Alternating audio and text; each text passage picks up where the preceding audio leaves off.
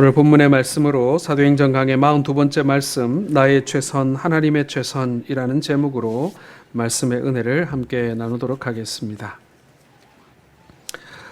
우리가 살아가다 보면 내 마음 내 뜻대로 되지 않는 일들이 많다라는 것을 우리 모두는 경험합니다.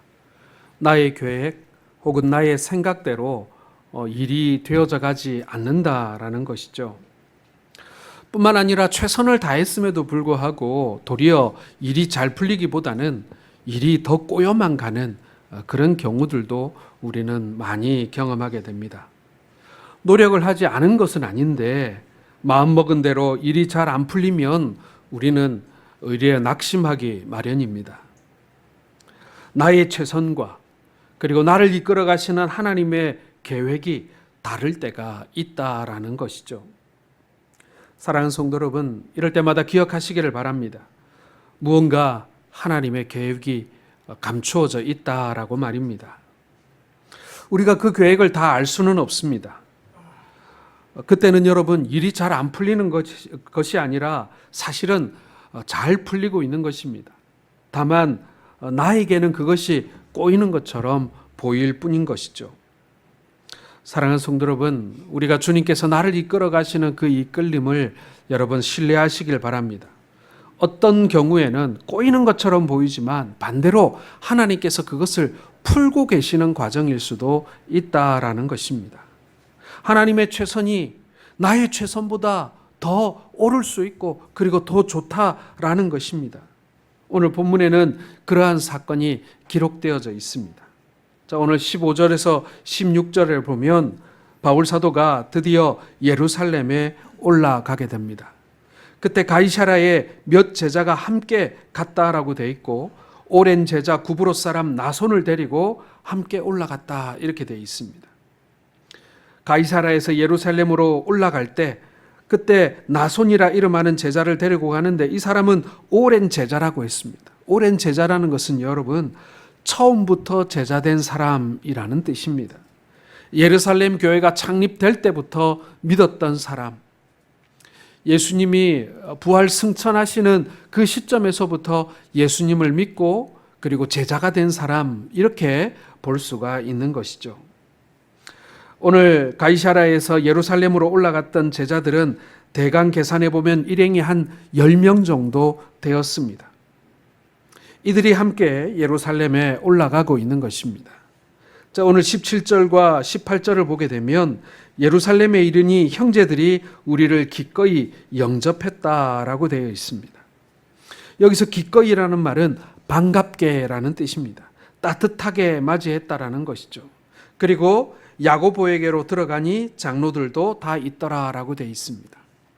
이때 야고보는 이 12제자 중에 한 사람인 야고보가 아닙니다. 야고보는 이미 순교를 한 시점이고요. 여기서 야고보는 야고보서를 쓴 야고보입니다. 예수님의 동생이라고 전해지고 있습니다. 이렇게 예루살렘에 있는 예루살렘 교회의 지도자들을 이제 만나서 교제하게 되는 것이죠. 그들과 만나 인사하고 그리고 이제 선교를 하면서 경험한 많은 일들을 이야기하면서 이제 간증을 하게 되는 것입니다. 이방인들 가운데 일어난 구원의 역사에 대해서 이렇게 바울 사도가 증언하고 있는 것이죠. 바울이 예루살렘에 있는 제자들에게 오늘 20절과 26절에 보면 여러 이야기들이 오고 가고 있는 것을 알게 되어집니다. 특별히 예루살렘에 있는 이 성도들에게 있어서 이 바울은 정말 위태로운 사람이었습니다.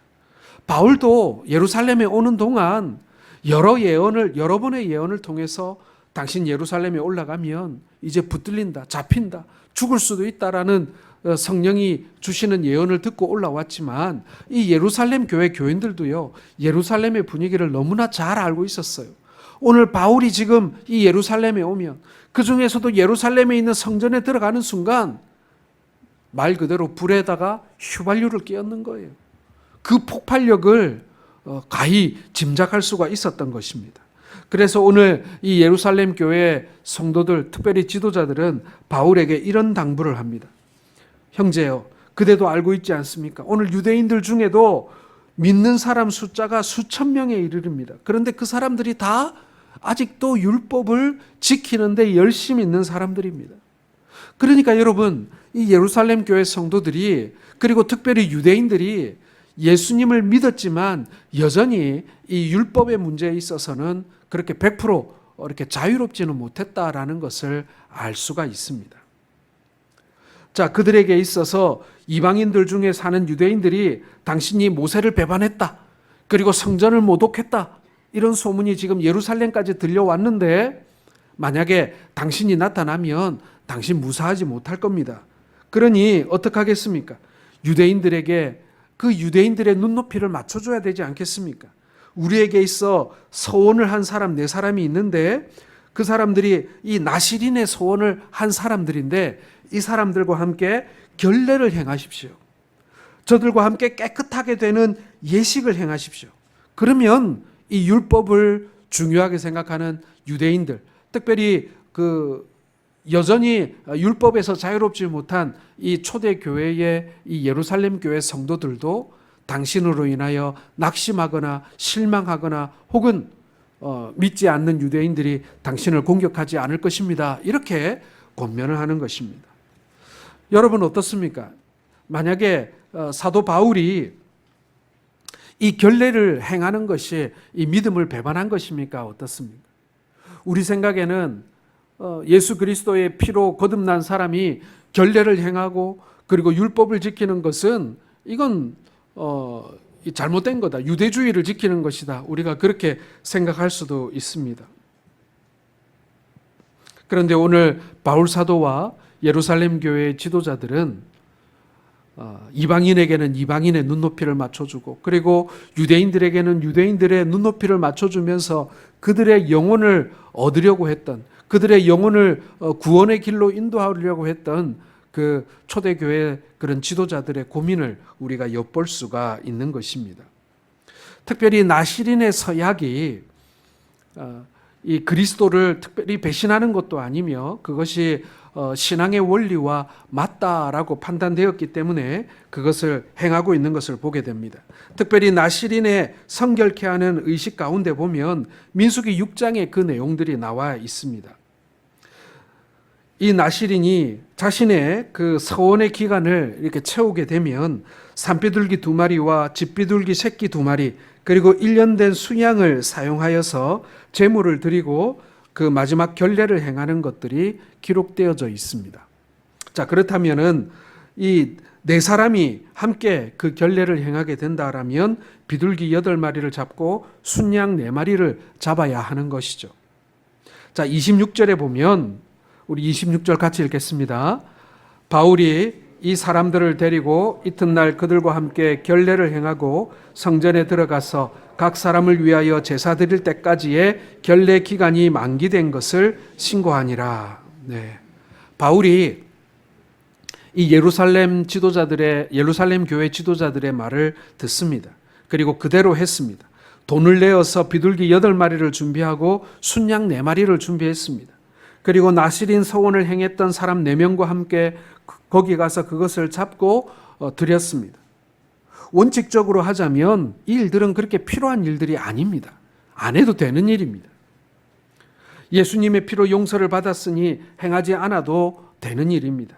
그런데도 그것까지 해야 된다고 주장하는 사람들이 있으니 그렇게 했습니다. 최선을 다한 것입니다. 무리를 일으키지 않고 계속해서 복음을 전하고자 하는 마음에서 이것을 행한 것입니다. 바울은 정말 우리가 생각하기에 최선을 다했습니다.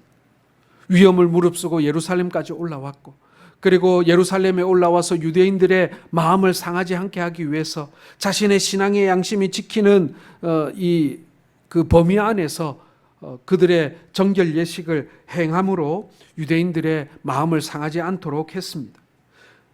사람들과 헤어지고 만날 때에도 최선을 다해서 아름답게 헤어졌고 그리고 최선을 다해서 새로운 사람들을 만났습니다. 우리가 아무리 봐도 바울 사도는 대충 살지 않았고 편한 길만을 행하지 않았습니다. 그리고 예루살렘에 와서 사도들의 충고도 받아들였습니다.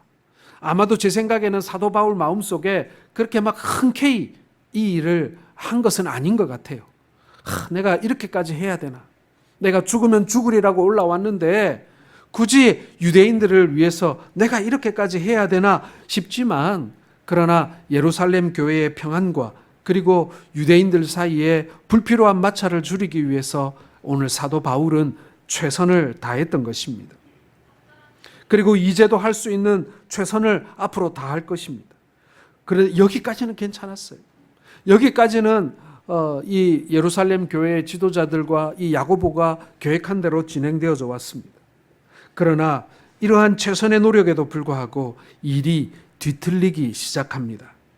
자, 오늘 27절에서 29절에 보게 되면 아시아로부터 온 유대인들이 성전에서 바울을 보았다라고 오늘 말씀은 기록하고 있습니다. 그리고는 바울의 멱살을 잡고 주변에 있는 유대인들에게 소리 지르기 시작했습니다. 이스라엘 사람들아, 이리 와서 이 사람 잡는 것을 도우라.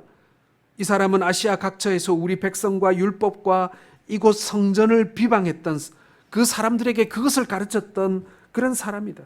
이 사람이 또 헬라인을 데리고 지금 성전에 들어왔다. 사실 헬라인을 데리고 성전에 들어온 것은 아닙니다. 바울의 일행 중에 그런 드로비모라고 하는 헬라인이 있었던 것은 사실이지만 지금 성전에는 드로비모를 데리고 오지 않았습니다. 그런데도 불구하고 이 아시아에서 온 유대인들은 이 바울을 잡고 그를 죽이기 위해서 이러한 억지 누명을 씌우고 있는 것입니다. 사람들을 선동했습니다. 확실히 본 것도 아닌데 이 에베소 사람 드로비모라고 하는 사람이 바울과 함께 성 안에 있던 것만 보았는데 그것을 가지고 성전에 데리고 들어왔다고 우기는 것입니다. 원치 않지만 충돌이 벌어지고 만 것이죠. 지금까지는 괜찮았습니다. 지금까지는 자연스러웠습니다. 별 문제가 없었어요. 모든 것이 계획한 대로 잘 되어가고 있는 것처럼 보였습니다. 그런데 난데없이 찾아온 아시아로부터 온 유대인들로 인하여 이 일이 틀어버려지기 시작합니다. 여러분, 우리가 제일 화날 때가 언제입니까? 우리가 제일 짜증날 때가 언제입니까? 최선을 다했는데 일이 안 될 때 아닙니까? 나는 정말 열심히 했는데 일이 꼬여버릴 때가 아닙니까? 그리고 어떤 사람이 와서 그것을 회방 놓을 때 아닙니까? 잘 해놨는데 죄를 뿌리는 사람이 있어요. 잘 해놨는데 그것을 엉뚱한 길로 가게 돼서 꽉 망하게 하는 사람이 있어요. 어떤 경우에는 내가 열심히 해놨는데 누가 갑자기 탁 들어와가지고 숟가락 탁 얹고 그 공로를 가로채가는 그런 사람이 있어요. 그런 사람 보면 화가 납니다. 모든 노력에도 불구하고 낙심하게 되는 것이죠. 사랑하는 성도 여러분, 바울 역시도 모든 노력에도 불구하고 결국 잡히게 되어 버립니다. 우리가 이럴 때 많습니다, 여러분. 우리가 힘을 다해서 일을 했음에도 불구하고 예상치 못한 결과 그리고 원치 않는 그런 결론으로 끝나버릴 때가 있다라는 것입니다. 오늘 30절 보십시오. 온 성이 소동하여 백성들이 달려들어 바울을 잡고 성전 밖으로 끌고 나가고 성전의 문들이 닫혔어요. 몇 명이 주장하는 말에 소동이 일어납니다. 온 성이 들끓습니다. 백성들이 달려왔습니다. 바울을 붙잡습니다. 그리고는 성전 밖으로 끌고 나갑니다. 결국에는 잡혀버리고 말았어요. 지금까지 오는 길에 들었던 예언대로 되었습니다. 바울은 최선을 다했고 게으름을 피운 것도 아니었습니다. 할 수 있는 한 모든 것을 최선을 다해 했습니다. 그러나 결론은 사람들에게 잡혀서 이제 목숨을 잃을 위기에 처한 것입니다. 사랑하는 성도 여러분, 그러면 우리 하나님은 지금 뒷짐만 지고 지금 구경만 하고 계신 것일까요? 여러분, 우리가 믿음의 눈으로 볼 때 하나님도 지금 최선을 다하고 계시는 것입니다. 우리가 첫 번째 기억해야 할 이슈가 바로 이겁니다. 메시지가 뭐냐면은 내가 원하는 최선과 하나님께서 원하시는 최선이 다를 때가 있다. 아니, 다를 때가 많다라는 것입니다. 특별히 여러분, 우리가 자녀들을 키울 때 이런 일이 너무나 많습니다. 내가 생각하는 길로 자녀를 인도하고 싶지만 그게 잘 안 되는 거예요. 내가 생각하는 내 자녀의 최선이 있는데 하나님이 생각하는 내 자녀의 최선이 있다라는 것이죠. 이전에 있던 교회에서 한 자매가 참 공부를 잘했어요. 고등학교에서도 1등을 했고, 그리고 좋은 대학에 들어가서 이렇게 착실하게 공부를 하고 있다가 어느 날 갑자기 학교를 그만두겠다는 거예요. 집안이 난리가 났어요.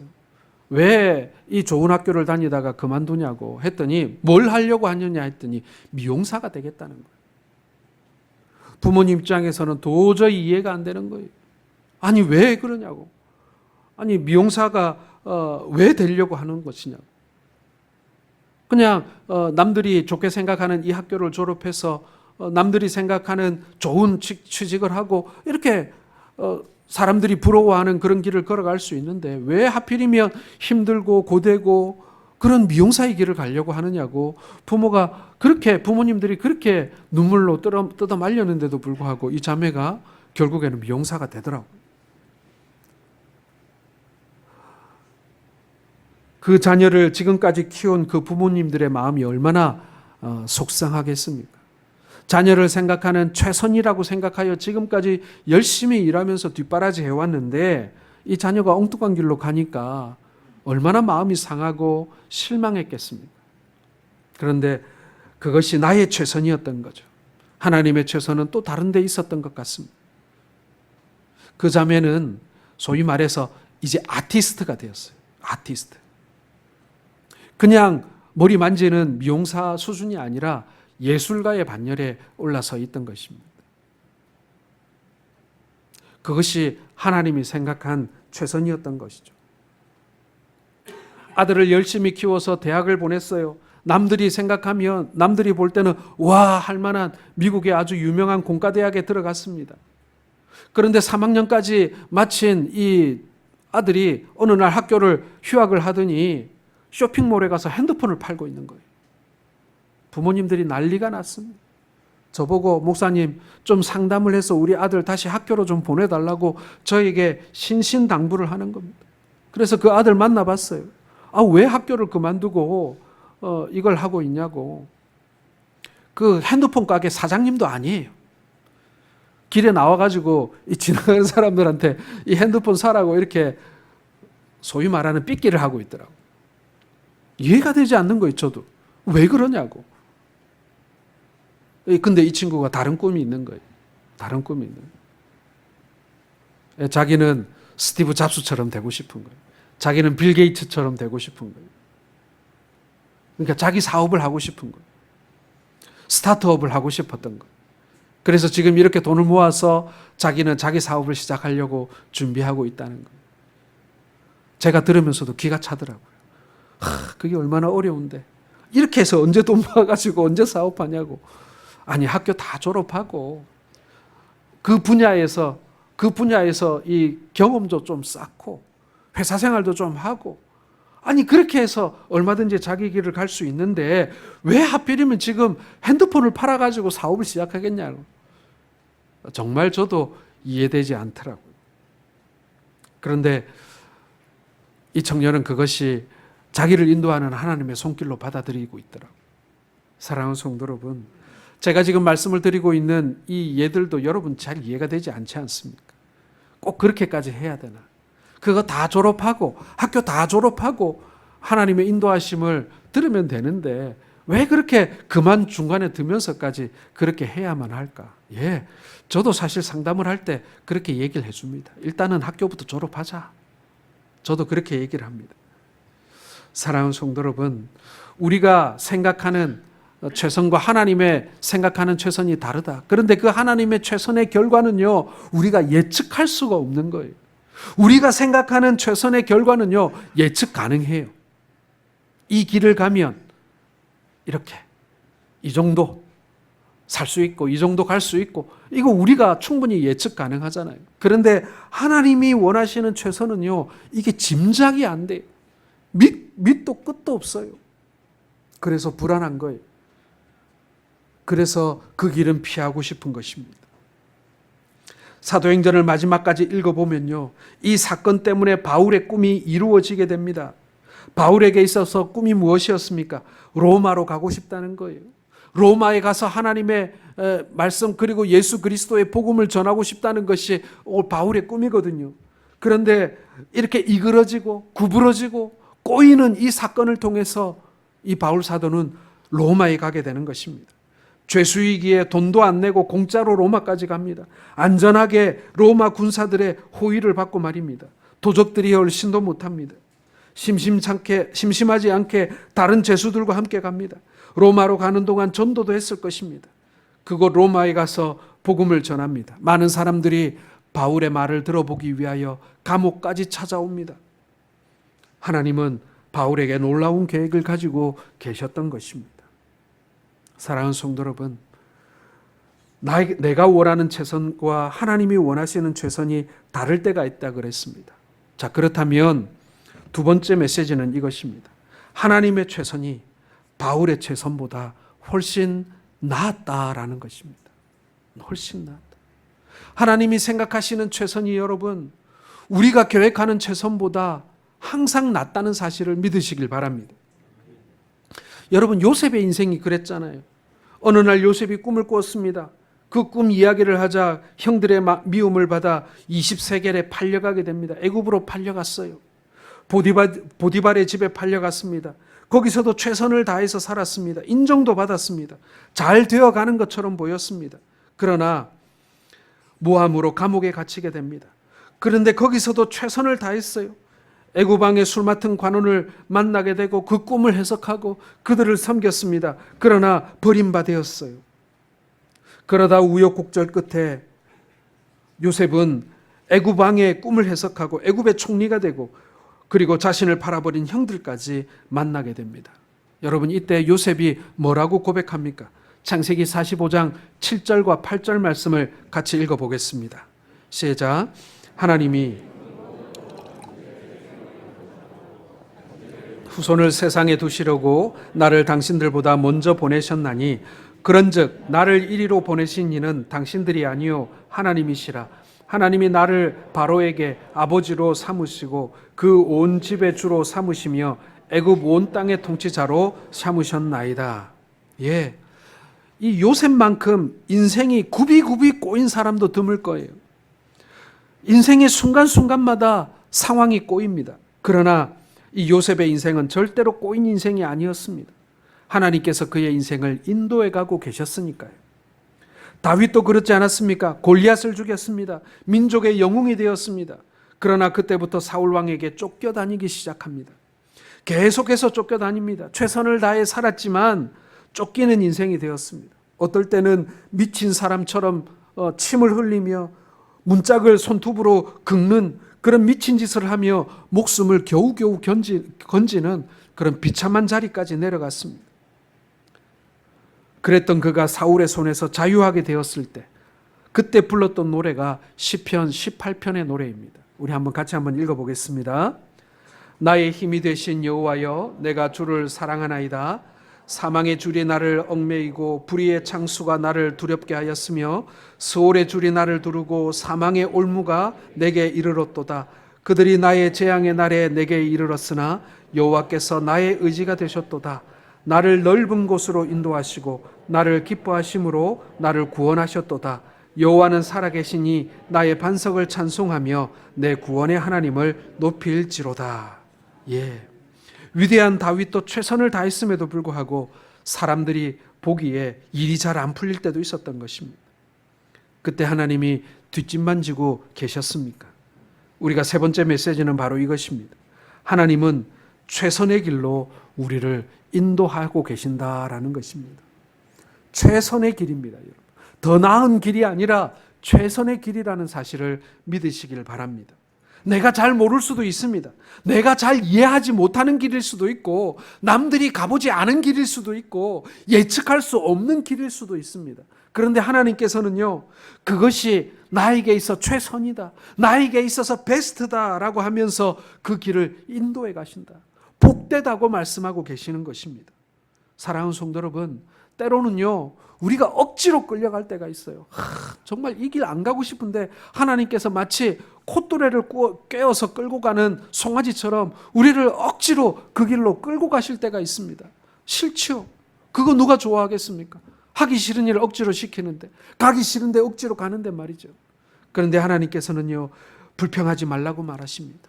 왜요? 그것이 나에게 최선이기 때문에 그런 거예요. 최선이기 때문에. 하나님은 이사야 선지자의 입술을 통해 이렇게 선포하셨습니다. 이사야 55장 8절과 9절 말씀에 이는 내 생각이 너희의 생각과 다르며 내 길은 너희의 길과 다름이니라 여호와의 말씀이니라.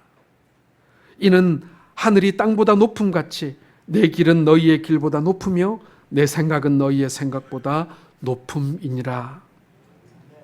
사랑하는 성도 여러분, 사실 이 말씀 우리 너무나 잘 알아요. 많이 읽었던 말씀이에요. 그런데 막상 내 삶에 이런 일이 일어나면요, 참 이 말을 그대로 액면 그대로 받아들이기가 쉽지가 않은 것이 사실이에요. 하나님은 내가 생각한 것보다 훨씬 높으신 분이고 더 높은 길이 있고 더 나은 길이 있다고 말씀하시는데 지금은 어려운 거예요. 지금은 어려운 거예요. 그것을 지금 내가 감당하기에는 너무 어려운 거예요. 여러분, 욥은 어땠을까요? 욥. 여러분, 욥이 거쳐온 인생의 여정을 생각하면요, 고통 그 자체예요. 나중에 또 다른 자녀를 주고 그렇게 한다고 하더라도요, 생떼 같은 자녀들이 자신 앞에서 목숨을 잃는 것을 본다는 게 그게 부모로서 그게 보통 일이겠습니까? 그랬던 욥이 고난 중에 이렇게 고백하지요. 23장 10절에 그러나 내가 가는 길을 그가 아시나니 그가 나를 단련하신 후에는 내가 순금같이 되어 나오리라. 정말 이런 고백을 어떻게 할 수 있을까요? 그런 비참한 상황을 보면서 어떻게 이런 고백을 할 수 있는지 사도 바울은 로마서에서 이렇게 고백했습니다. 로마서 8장 28절에 우리가 알거니와 하나님을 사랑하는 자 곧 그 뜻대로 부르심을 입은 자들에게는 모든 것이 합력하여 선을 이루느니라. 로마서를 기록할 당시에 사도 바울의 입장은요, 그렇게 썩 좋지 못했습니다. 우리가 잘 알듯이 사도 바울은 로마에서 결국 목숨을 잃고 맙니다. 그러한 목숨을 잃을 수 있는 절대절명의 순간에 그러한 어려움에 맞닥뜨린 사람들이 욥이 그랬고 사도 바울이 그랬고 그리고 다윗이 그러했듯이 내 인생의 최선을 하나님께서 인도해 주신다라는 그 고백, 여러분, 이것은 사실 지금 제가 여러분들에게 말씀을 전하고 있지만 목사님의 말씀을 들어가지고는 다 이해되고 공감되는 말씀은 아니에요. 사실 우리가 살면서 우리가 경험하고 내가 겪어봐야 비로소 무릎을 치며 하나님의 최선이 이것이었구나라고 우리가 깨닫게 되는 것입니다. 여러분, 한 가지만 여러분에게 당부드리겠습니다. 하나님의 최선은 여러분, 내게 있어 가장 좋은 것을 주시는 하나님의 사랑이라는 사실을 신뢰하시길 바랍니다. 하나님은 우리가 망하는 것 원하지 않아요. 우리가 그냥 죽어라 고생만 하다가 그렇게 불행하게 사는 것을 우리 하나님 원하시지 않아요. 우리 모든 성도들이 행복하기를 하나님께서 원하신다는 거예요. 하나님은 그 행복으로 가는 길이 우리가 생각하는 길과 다를 뿐이에요. 하나님께서 우리를 인도해 가실 때요, 주님 앞에 서는 그날 부끄럽게 평안하게 살았다라고 말하지 않고 도리어 주님 앞에 떳떳하게 그리고 감사한 마음으로 주님 앞에 설 수 있도록 우리를 인도해 가시는 하나님의 손길임을 믿으시길 바랍니다. 하나님을 신뢰하시고 주어진 자리에서 최선을 다하시기 바랍니다. 때에 따라서 일이 뒤틀리는 것처럼 보일 때라도 낙심하지 마시기 바랍니다. 내 마음의 중심이 주님 안에만 있으면요, 하나님께서는 결국 최선의 자리로 우리를 인도해 주실 줄로 믿으시기를 주님의 이름으로 축원합니다. 기도하겠습니다.